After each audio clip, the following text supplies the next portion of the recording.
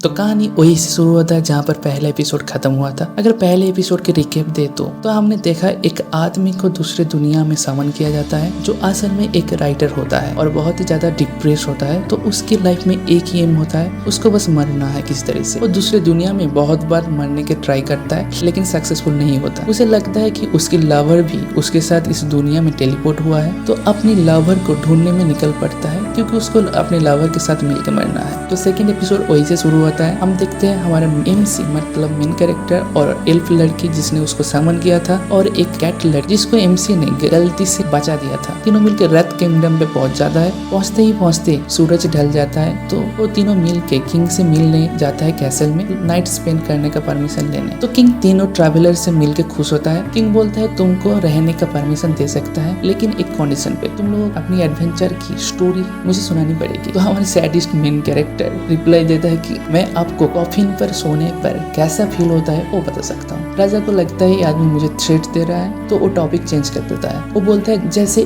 मेरा एज हो रहा है तो अपनी प्रिंसेस की शादी कराना चाहता हूँ और जो भी उसकी लड़की के साथ शादी करेगा उसको किंग बनाना चाहता हूँ। तो राजा दो आदमी को बुलाता है, एक जो सोल्जरों की हाई पोस्ट पे होता है जो बॉडी बिल्डर टाइप होता है और एक लड़का जो प्रिंसेस की बचपन की दोस्त होता है और जिसे गाना गाना पसंद है। तो राजा उन लोगों से पूछता है तुम लोग बोलो मुझे किसको चुनना चाहिए अपनी बेटी के लिए। तो मेन कैरेक्टर एक रिप्लाई देता है आप एक किंगडम की राजा हो, ऐसी एक इम्पोर्टेंट डिसीजन आप कैसे एक ट्रैवलर से पूछ सकते हो जो अभी के अभी आपकी कैसल पे पहली बार पहुंचा है। You does not deserve to be a king बोल के चला जाता है। तो दूसरे एनिमे होता तो अभी तक मेन कैरेक्टर को तो सुल पे ही चढ़ा दिया जाता। कॉमिक एनिमे है तो ऐसा कुछ नहीं होता। इसके बाद हम देखते हैं कि रात में हमारे मेन कैरेक्टर की नींद नहीं आती तो वो बाहर टहलने जाता है जहाँ पर उसको प्रिंसेस के साथ मुलाकात हो जाती है। तो प्रिंसेस भी उससे वही सवाल पूछता है मुझे किसको चुनना चाहिए। तो मेन कैरेक्टर उसको बोलता है लोग तुमसे क्या चाहता है वो तुम्हें करना नहीं है, तुम क्या चाहते हो वो तुम्हें करना चाहिए। तो प्रिंसेस उससे पूछता है तुम क्या चाहते हो। तो वो बोल मैं अपनी लवर के साथ मरना चाहता हूँ। इसके बाद नेक्स्ट सुबह किंग तीनों ट्रैवलर को बुलाता है जहाँ पर बोलता है कि उसके प्रिंसेस ने अपना मन बना लिया है किसको चुनना है उसे। तो प्रिंसेस आगे बढ़ता है और हमारा मेन कैरेक्टर की हाथ पकड़ता है और बोलता है मैं इसे चुनता हूँ। ये सुनने के बाद राजा शॉक हो जाता है। हमें पता चलता है कि जो हाई सोल्जर रैंक की